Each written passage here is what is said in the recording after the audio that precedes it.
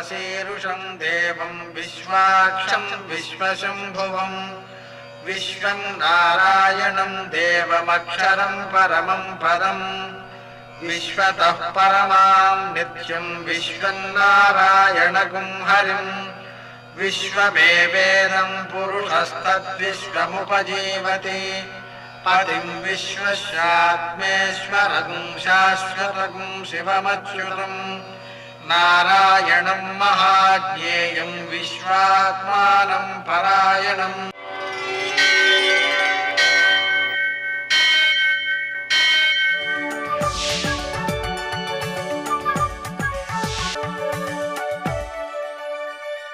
सूर्यशौर्यमथेन्दुरिन्द्रपदवी सन्मङ्गलं मङ्गलम्। मृत्युंजयाय रुद्राय नीलकंठाय संभवे अमृतेशाय सर्वाय महादेवाय ते नमः। सर्वमंगलमांगल्ये शिवे सर्वार्थसाधिके शरण्ये त्र्यंबके देवी नारायणि नमोस्तुते। నేటి కాలమాన విశేషాలను గమనిద్దాం. స్వస్తి శ్రీ చాంద్రమాన నందననామ సంవత్సరం ఉత్తరాయణం శశిర ఋతువు ఫాల్గుణ మాసం శుక్లపక్షం సోమవారం. సూర్యోదయం 6:25 సూర్యాస్తమయం 6:23 తిథి షష్ఠి ఉదయం 7:03 వరకు, నక్షత్రం రోహిణి రాత్రి 10:46 వరకు, వర్జం మధ్యాహ్నం 1:47 నుంచి 3:35 వరకు, మరల తెల్లవారుజామున 5:05 ప్రారంభం. దుర్ముహూర్తం మధ్యాహ్నం 12:45 నుంచి 1:36 వరకు, మరల మధ్యాహ్నం 3:12 నుంచి 3:59 వరకు, అమృతకాలం రాత్రి 7:11 నుంచి 8:58 వరకు, రాహుకాలం సోమవారం కాబట్టి ఉదయం 7:30 నుంచి 9 గంటల వరకు. నేటి విశేషం సోమవారం ప్రదోషం కూడా. సామాన్యంగా సోమవారం గౌరీదేవికి ప్రీతికరమైనది, శంకరునకు ప్రీతికరమైనది. ఆ రోజున మనకు ప్రదోషం కూడా కలిసి రావటం వల్ల సాయంకాలపు వేళ సూర్యాస్తమయం నుంచి 1:12 సమయంలో శివారాధన చేయడం, కనీసం అభిషేకం చేయడం లేదా శివనామ స్మరణ చేయటం, ఇవి చాలా చాలా ఉత్తమ ఫలితాలను అందజేస్తాయి.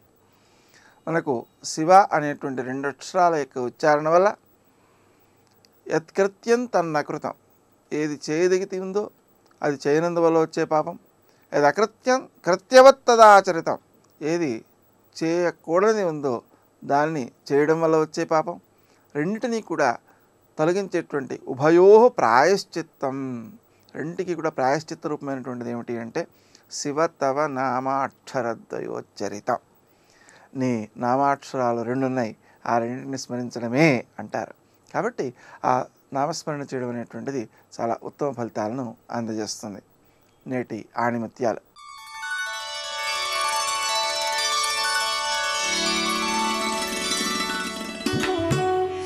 సంకల్పంతో సత్యాన్ని శోధించడమే నిజమైన మతం.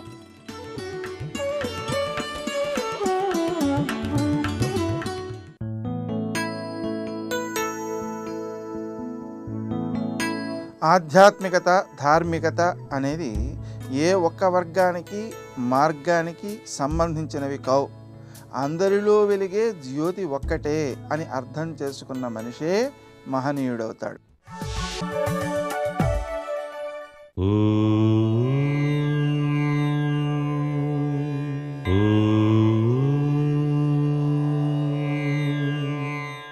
ఓం నమో నారాయణాయ.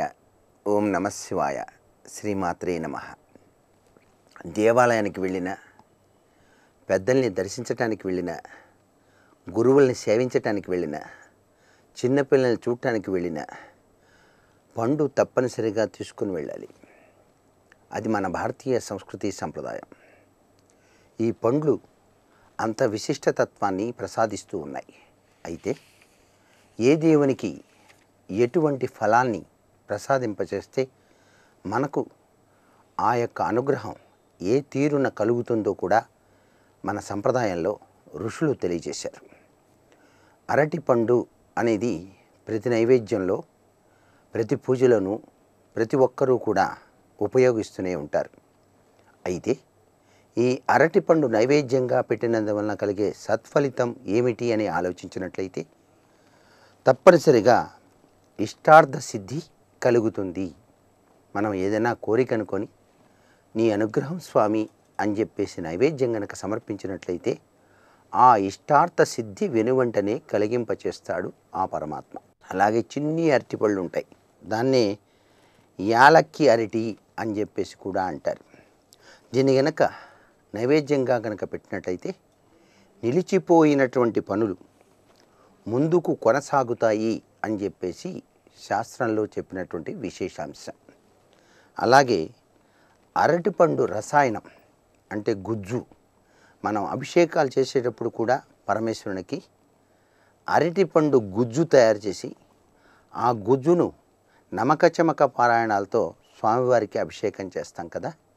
ఈ అరటిపండు గుజ్జు ద్వారా ఏం జరుగుతుంది అంటే అప్పుల బాధ తొలగిపోతుంది, రావలసినటువంటి బాకీలు కూడా వసూలు అవటానికి ఆస్కారం ఉంటుంది, నష్టపోయినటువంటి నగదు పొందేటువంటి అవకాశం కూడా బాగా ఉంటుందని శాస్త్రం. అంతేకాకుండా రాదవ్ అని చెప్పేసి అనుకున్న నగదు మరలా తిరిగి రావటం, పెళ్ళి శుభకార్యాలకు కావలసినటువంటి నగదు సకాలంలో చేతికి అందేందుకు కూడా ఈ అరటిపండు గుజ్జు అభిషేకార్చన సర్వే సర్వత్రా కూడా ఉపయోగపడుతుంది అని మనకు సాంప్రదాయ రీత్యా చెప్పినటువంటి విశేషాంశం. సర్వే జనా సుఖినో భవంతు.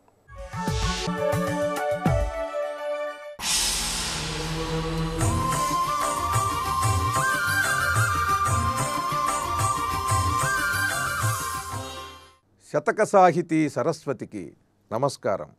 మోహినీ లావణ్య పూర్ణ ప్రకాశమై పలుకుల వయ్యారములుకు భాష రవిచంద్రబింబముల్ ధ్రువ శుక్రతారలున్ యతులైన ద్యుతిపద్య కృతుల భాష ఓంకార జపముతో ఊర్ధ్వరేతస్కులౌ ప్రాజ్ఞులౌ మునుల వాగ్యజ్ఞ భాష విష్ణు చక్రగమన విన్యాసములతోడ మకరి మాయను చీల్చు సుఖ విభాష ఆత్మలో నుండి పలికెడు అమ్మ భాష జన్నముగ పెంచి చదివించు నాన్న భాష వెన్నెముకపైకి విరజిమ్మి వెలుగు భాష తిన్నగా వాణి కృపగూర్చు తెలుగు భాష.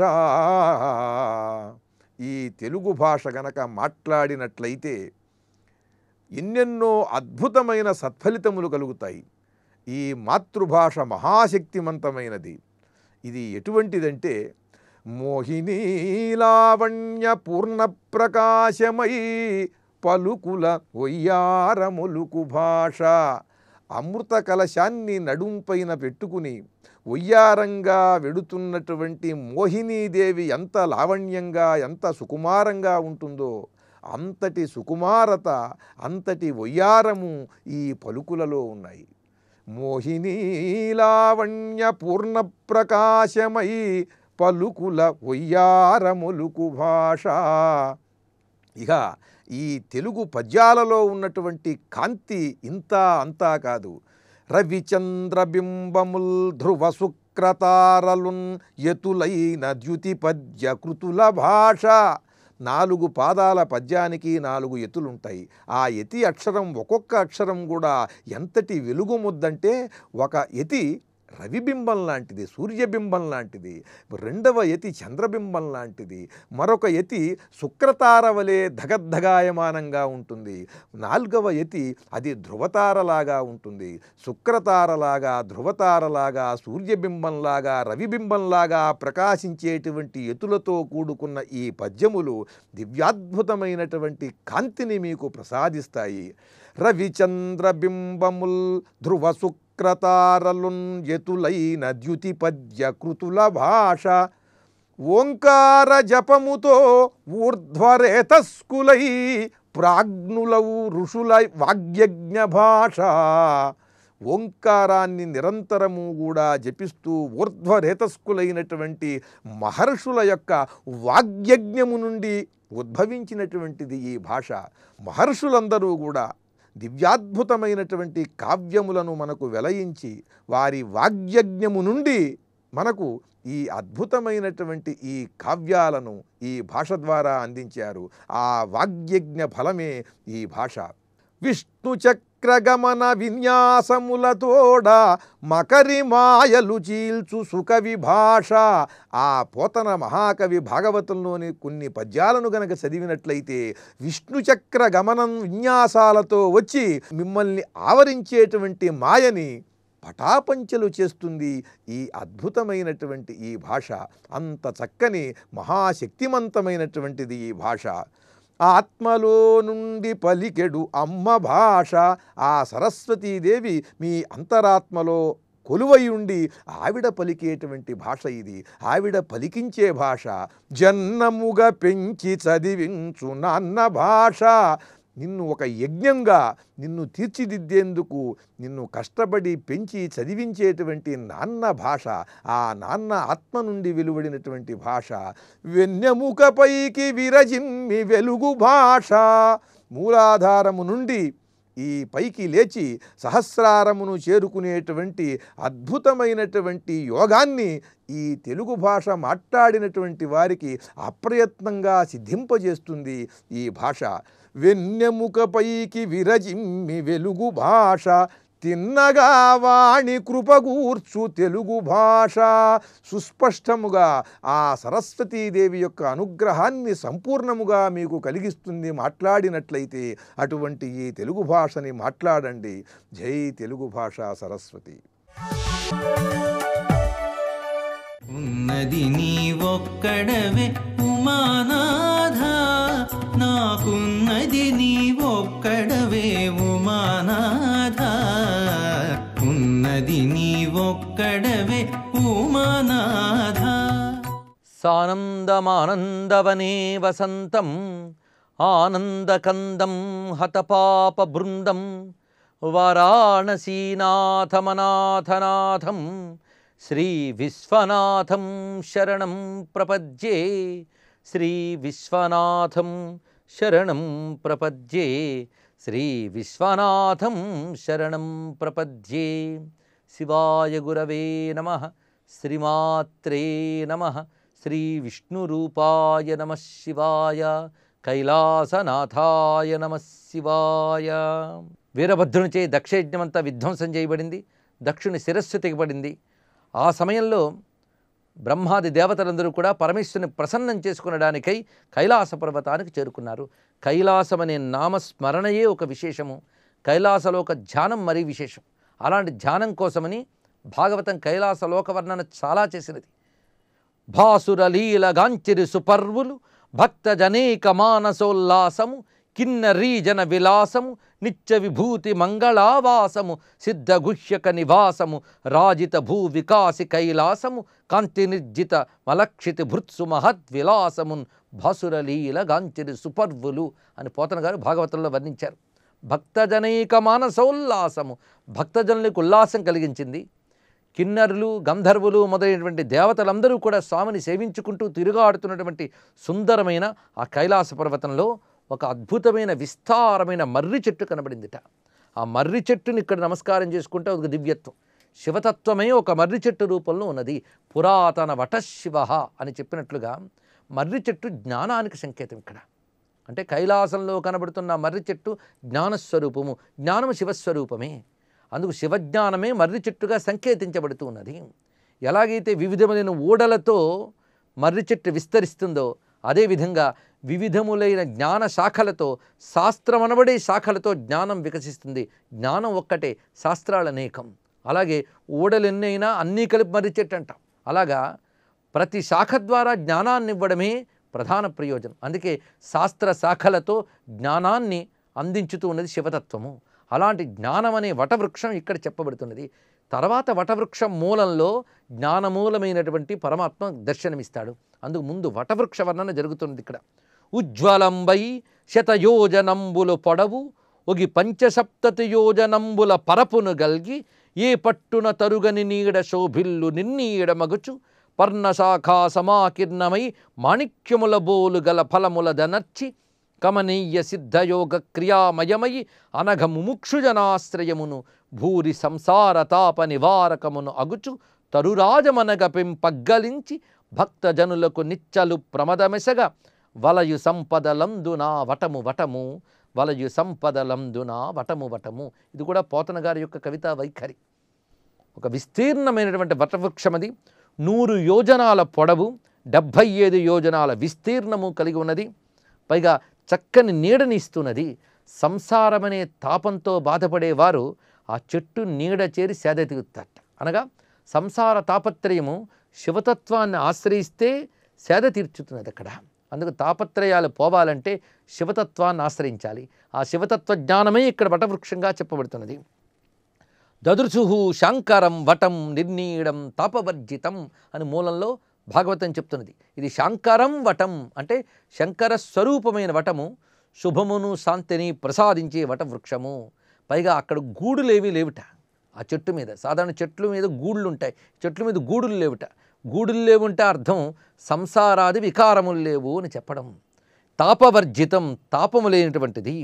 పైగా ఫలములు మాణిక్యముల బోలు గల ఫలముల దనర్చి పర్ణశాఖా సమాకీర్ణమై చక్కని ఒత్తైనటువంటి ఆకులతో కొమ్మలతో నిండి ఉన్నది.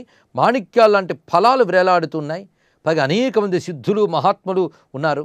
అలాంటి పవిత్రమైనటువంటి వటవృక్షం, దాని నీడలో ఎందరో సేద తీరుతున్నట్ట. భూరి సంసారతాప నివారకము అని, దీనికే తరురాజముని పేరు, అనగా వృక్షరాజము అని పేరు. అలాంటి దివ్యమైన వటవృక్షాన్ని ముందు చూశారు బ్రహ్మాది దేవతలు. అటుపై వటవృక్షం మూలంలో కూర్చుని ఉన్నాడు పరమేశ్వరుడు. వటమూలంలో ఉన్న ఈశ్వర స్వరూపమే దక్షిణామూర్తి రూపము. వీరభద్రమూర్తి చెప్పుకున్నాం, ఇప్పుడు దక్షిణామూర్తి అంటే పరమేశ్వరుడు దక్షిణామూర్తి స్వరూపంతో దర్శనమిచ్చాడు బ్రహ్మాది దేవతలకి.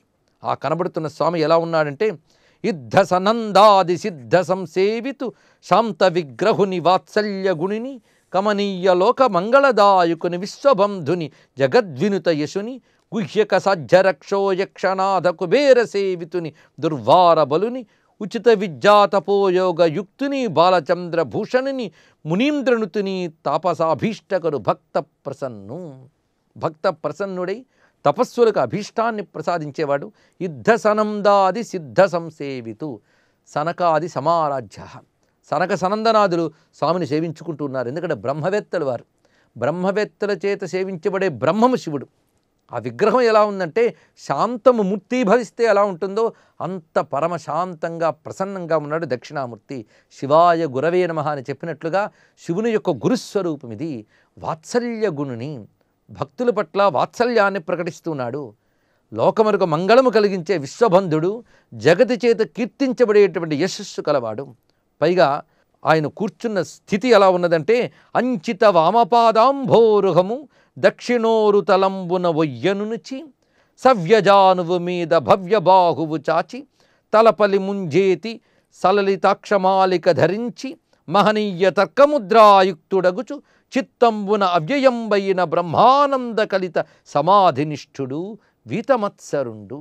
అంచిత వామపాదాంభూరుహము, తన యొక్క ఎడమ పాదాన్ని కుడి తొడపై పెట్టుకున్నట్ట. కుడిపాదం వేలాడుతున్నది. ఆ కుడిపాదం క్రింద అపస్మారుడనే రాక్షుడిని ఆయన మర్దించి పెట్టి ఉంచాడు. పైగా చిన్ముద్ర ధరించినటువంటి కుడి చెయ్యి ఆ తొడపై ఉందిట. అలాంటి ఆ కుడి చేతితో చిన్ముద్రను చూపిస్తున్నాడు, జ్ఞానముద్రని. మరొక చేత్తో అక్షమాలక ధరించి ఉన్నాడు. అలాంటి భవ్యమైన మూర్తి. ఇంకా మనం ధ్యానిస్తుంటే ఆ పైన వీణాహస్తము, ఇంకోవైపు డమరుకము ఇచ్చా ధరించి ఉన్నాడు స్వామి. పుస్తక హస్తంతో కూడా ఉంటాడు దక్షిణామూర్తి. వివిధ దక్షిణామూర్తులు ఉన్నాయి. ఇక్కడ ఒక దక్షిణామూర్తి స్వరూపాన్ని చూపిస్తున్నాడు. ఉచిత విద్యాతపోయోగయుక్తిని బాలచంద్ర భూషణిని మునీంద్రనుతిని. తెల్లని కాంతులతో ప్రకాశిస్తూ శుద్ధ స్ఫటిక శంకాసంగా ఉన్నాడు ఆయన. చిత్రం వడతరోర్మూలే వృద్ధా శిష్యా గురుర్యువ గురోస్తు మౌనం వ్యాఖ్యానం శిష్యాస్తు చిన్న సంశయా. ఆ చుట్టూ కూర్చున్న వారు బ్రహ్మవాదులైన మునులు. ఒక్కొక్కరికి తలలు పండిపోయి ఉన్నాయి. అంటే బ్రహ్మము గురించే నిరంతరం చర్చిస్తూ ఉంటారు, చింతన చేస్తూ ఉంటారు, భాషిస్తూ ఉంటారు. అలాంటి వారు బ్రహ్మవాదులంటే. వారికి ఎదురుగా కూర్చున్నాడు ఆచార్యుడిపోయిన దక్షిణామూర్తి. వాళ్ళందరూ వృద్ధమూర్తులుగా ఉన్నారట. ఈయన నిత్య యువకుడిగా భాషిస్తున్నాడు. 16 ఏళ్ల ప్రాయంలో ఉన్నటువంటి యువకుడిగా ఉన్నాడు స్వామి ఇక్కడ. జ్ఞానమూర్తిగా మందహాసంతో ఉన్నాడు. ఇక్కడ శ్రీకాంత ద్రుహిణోపమన్యు తపనస్కందేంద్ర నంజాదయో ప్రాచీనా గురవోపి యశ్చ కరుణాలేశాద్గతా గౌరవం తం సర్వాదిగురుం మనోజ్ఞవపుషం మందస్మితాలంకృతం చిన్ముద్రాంచిత ముగ్ధపానిలనినం చిత్తే శివం కుర్మహే చిత్తే శివం కుర్మహే అని స్వామి యొక్క దివ్యమంగళ విగ్రహాన్ని శాస్త్రం వర్ణిస్తున్నది. బ్రహ్మాది సమస్త గురువులు కూడా, అంటే బ్రహ్మదేవుని గురువు అంటారు, వశిష్ఠుని గురువు అంటారు, అలాగే విష్ణువు, వీళ్ళందరూ గురుస్వరూపాలుగా చెప్పబడతారు. ఇలా గురుస్వరూపాలుగా చెప్పబడుతున్న వారందరూ ఏ ఆది గురువు కృప వల్ల గురువులయ్యారో అలాంటి లోక గురువు, గురువులకు గురువు అయినటువంటి ఆ దక్షిణామూర్తి మందహాసం చేస్తూ ప్రసన్నమైన మూర్తిగా ఉన్నాడు. పైగా దక్షిణ అంటేనే బుద్ధిశక్తి అని అర్థము. దక్షిణ శేముషి ప్రోక్త అని యజుర్వేదంలోని వాక్యం. దక్షిణ అంటే శేముషి అనగా బుద్ధిశక్తి అని అర్థం. ఆ బుద్ధిశక్తి అంటే బుద్ధికి ఉండవలసిన అన్ని రకాల శక్తులు కూడాను మూర్తిభవిస్తే దక్షిణామూర్తి. ప్రతిభ, ధారణ, ప్రజ్ఞ, జ్ఞానము ఇవన్నీ కూడాను అది మూర్తి కడితే దక్షిణామూర్తి. అందుకే ఆయన పేరు అనుకుంటే చాలు బుద్ధికి కావలసిన సర్వశక్తులు వస్తాయి. సర్వ విద్యానిధి అయిన ఈశాన సర్వ విద్యానాం ఈశ్వర సర్వభూతానాం బ్రహ్మాధిపతిర్బ్రహ్మణోధిపతిర్బ్రహ్మ శివో మే అస్తు సదాశివోం అని వేదమంత్రం ఈ స్వరూపాన్ని చెప్తున్నది. సర్వ విద్యలకు ఈశానుడైన ఈయనే సృష్టి ఆది యందు బ్రహ్మకు వేదములు ఇచ్చినవాడు, అంటే వేద విజ్ఞానం బ్రహ్మకు కలిగించినటువంటి వాడు ఈయనే.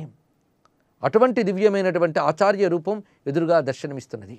పైగా ప్రసన్నమైనటువంటి మందహాసంతో చూసేట బ్రహ్మదేవుని. వెంటనే బ్రహ్మదేవుడు పాదాలపై పడి నమస్కరించి, స్వామి నా కొడుకు చేసిన అపరాధాన్ని క్షమించు. ఆ దివ్యమైనటువంటి నీ తత్వాన్ని తెలుసుకోలేక నిన్ను అవమానించాలని యజ్ఞం చేసేవాడు. అలాంటి యజ్ఞాన్ని నువ్వు పంపించిన వీరభద్రుడు ధ్వంసం చేసి నా పుత్రుని సంహరించాడు కూడా. అది తగిన శిక్షే, ఒప్పుకుంటాను. కానీ నువ్వు క్షమించి మొత్తం అక్కడ ఉన్నటువంటి వాతావరణాన్ని సంస్కరించి యజ్ఞం సంపూర్తయ్యే లోకానికి క్షేమం కలిగించేలా చేయాలి. నువ్వు లేనప్పుడు ఆ యజ్ఞం సత్ఫలితం ఇవ్వదు అని ఎప్పుడైతే బ్రహ్మదేవుడు ప్రార్థన చేశాడో లోకక్షేమానికై పరమేశ్వరుడు కైలాసం నుంచి కదిలి వచ్చాడు. ఆయన వెంట ఈ ఋషులు ఇత్యాది గణములు కూడా బయలుదేరాయి. ప్రసన్నమైనటువంటి స్వామి తిన్నగా యజ్ఞశాలలోకి ప్రవేశించాడు. ఎప్పుడైతే పరమశివుని పాదం యజ్ఞశాలలోకి సోకిందో అక్కడున్న అమంగళమంతా పోయిందిట. ఆ తెగిపడినటువంటివన్నీ కూడాను తొలగి చక్కని పచ్చని తోరణాలు తమంత తామే ఆ గుమ్మములకు వేలాడుతున్నాయి. దీపములు తమంత తామే వెలిగాయి. ఆ చుట్టూ వాతావరణం అంతా మంగళకరంగా మారిపోయింది. అంటే పరమశివ స్మరణ చేతనే అమంగళాలు తొలగిపోతాయి. అలాంటిది స్వామి స్వయంగా అడుగుపెట్టగానే హఠాత్తుగా అక్కడ వాతావరణం అంతా కూడా మంగళకరంగా మారిపోయింది. అమంగళములన్నీ తొలగిపోయాయి. ఇంకా స్వామి అక్కడికి చేరి తెగిపడిన శిరస్సుతో ఉన్నటువంటి దక్షుడి వద్దకు వెళ్ళి వీరభద్రుడిని అడిగాడు, ఇతనికి శిరస్సు అతికించాలి తీసుకురా అని. ఎప్పుడో హోమగుండంలో పడేశానన్నాడు వీరభద్రుడు. ఎందుకంటే వీరభద్రుడు మహాకోపంగా ఉంది. శివనింద పరుడిపై శివునికి కలిగే కోపం కంటే శివభక్తుడికి కోపం ఎక్కువ ఉంటుంది, ప్రకృతికి కూడా కోపం ఎక్కువ ఉంటుంది. అందుకే శివనిందుకుని శిక్షించడానికి ప్రకృతే పూనుకున్నది. ఆ ప్రకృతే సతీదేవి. అటు తర్వాత భక్తుడుగా వచ్చినటువంటి వీరభద్రుడు కూడా ఇప్పుడు తిరిగి దక్షుణ్ణి బతికించడం ఆయనకేమీ ఇష్టం లేదు. కానీ శివుడు బతికించదలుచుకుని ఏది శిరస్సు తీసుకురా అన్నాడు. అప్పుడు వీరభద్రుడు ఒక మేక తలకాయని తీసుకొచ్చట. ఇదేమిటి అంటే, దయచేసి నా మాట మన్నించండి, శివద్రోహికి ఎలాంటి శిక్ష పడుతుందని తెలియడానికి గుర్తుగా ఈ తల పెట్టండి అన్నట్టు వీరభద్రుడు. అప్పుడు శివుడు మందహాసం చేసి ఆ మేక తలని అతికించాడు, దక్షుడిని తిరిగి బ్రతికించాడు. ఆ మేలుకున్నటువంటి దక్షుడు శివునికి నమస్కరించి క్షమించమని వేడుకున్నాడు. సర్వం శ్రీ సాంబ సదాశివ చరణారవిందార్పణమస్తు. శ్రీరాఘవం దశరథాత్మజమప్రమేయం సీతాపతిం రఘుకులాన్వయరత్నదీపం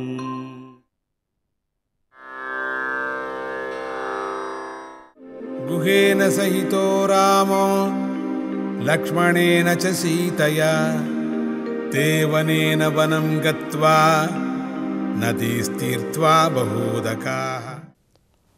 గుహునితోనూ సీతా లక్ష్మణులతోనూ కలిసి స్వామి గంగానదాన్ని దాటి రాముడు వనం నుంచి వనానికి వెళుతూ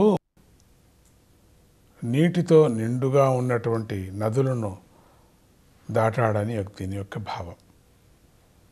సుమంత్రుణ్ణి వెనుకకు పంపి శ్రీరాముడు సీతా లక్ష్మణులతో కలిసి గంగ వద్దకు వెళుతూ గుహుడితో, మిత్రుడా, నేను జనసంచారం లేని అడవిలో ఉండాలి కదా, అది మా తండ్రి గారి ఆజ్ఞ కదా, అందుచేత నేను ఇక్కడ ఉండకూడదు. కందమూలాలు తింటూ నేల మీద పడుకోవాలి కదా, మునుల్లాగా జటలు నేను ధరించాలి. కాబట్టి ఇప్పుడు నాకు మర్రి చెట్టు పాలు తెప్పించి పెట్టు అన్నాడు. గుహుడు మర్రి పాలు తెప్పించాడు. రామలక్ష్మణులు మర్రి పాలను జటలకు పట్టించి జటలకు ముడులు వేశారు.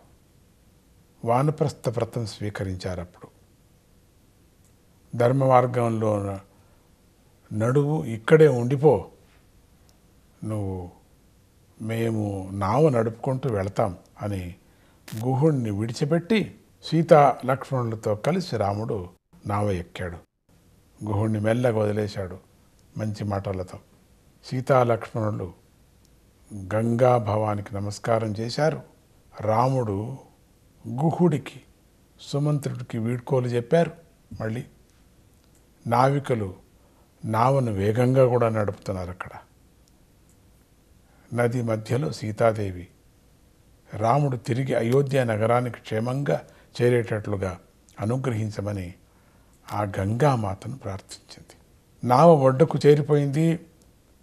ఇక్కడి నుండి అడవి ప్రారంభమైంది. రాముడు లక్ష్మణుడితో, తమ్ముడా, ఇక నువ్వే మమ్మల్ని కాపాడాలి. మనకు తెలియని అడవిలోకి వెళుతున్నాం కనుక ముందు నడుస్తూ ఉండు. నువ్వు నడుస్తూ ఉండు, మమ్మల్ని నడిపినట్టే కదా. నీ వెనుక సీత నడుస్తుంది, నేను మీ ఇద్దరి వెనుక నడుస్తాను. మనం ఒకరినొకరు అండగా ఉందాం అని చెప్పగా సీతా లక్ష్మణులు ఆ మాటను పాటించి ముందుకు నడుస్తూ ఉన్నారు. వత్సదేశం వచ్చింది. అది పంట పొలాలలో సమృద్ధిగా ఉంటుంది. మంచి మంచి మంచి మంచి పంట. అటువంటి అన్ని పొలాల్లో కూడా పంట నిండిపోయింది. ఆ రాత్రి అక్కడే ఉన్నారు సీతారామ లక్ష్మణుడు. లక్ష్మణుడు చక్కని శయ్యను ఏర్పాటు చేశాడు. రాముడు విశ్రాంతి తీసుకుంటూ తల్లుల గురించి ఆలోచించి, లక్ష్మణ, నువ్వు వెళ్ళి కైకేయి నుండి మన తల్లులను కాపాడు, వారి చింతే నాకు బాధిస్తుంది అన్నాడు. అప్పుడు లక్ష్మణుడు అన్నా, నువ్వు బాధపడితే నేను బాధపడతాను. నాకు తిరిగి పోవాలనేటువంటి కోరిక మాత్రము లేదు. నువ్వు ఎక్కడ ఉంటే అక్కడే నాకు అయోధ్య, అదే నాకు సర్వస్వం అన్నాడు. కొంతసేపటికి సీతారాములు నిద్రించారు. లక్ష్మణుడు మెలకువతో వారిని జాగ్రత్తగా కాపాడుతున్నాడు. తెల్లవారింది. వారి యొక్క ప్రయాణం కూడా సాగింది. తాము ఎన్నడూ కూడా చూడని జంతువులను కూడా వాళ్ళు చూశారు. గంగా యమున సంగమ మార్గం వైపుగా మెల్లగా సాగించారు. మధ్యదారిలో ఎన్నో గ్రామాలు, సుందరమైనటువంటి ప్రదేశాలను కూడా చూశారు. రకరకాల చెట్లు చూసుకుంటూ ఆనందంగా నడుస్తున్నారు. అంతలో వారికి గంగా యమునలు సంగమిస్తున్నటువంటి నీటి ధ్వని పెద్దగా వినిపించింది. అక్కడ కొట్టి పడవేసినటువంటి చెట్లు కూడా బాగా కనిపించాయి. అది ఆటవీకులు నివసించేటువంటి ప్రదేశం అని గుర్తించారు. అక్కడ కొంత దూరంలో వారికి వివిధ ఫలవృక్షాలు కనిపించాయి. దూరంగా ఉన్నటువంటి ఒక ఆశ్రమం కూడా కనిపించింది. అలా శ్రీరాముడు వనాలను, నదులను దాటుతూ సీతాలక్ష్మణులతో పాటు గొప్ప విశేషాలను తెలుసుకుంటూ ముందుకు సాగుతున్నాడు శ్రీరాముడు. సీతారామాభ్యాం నమః.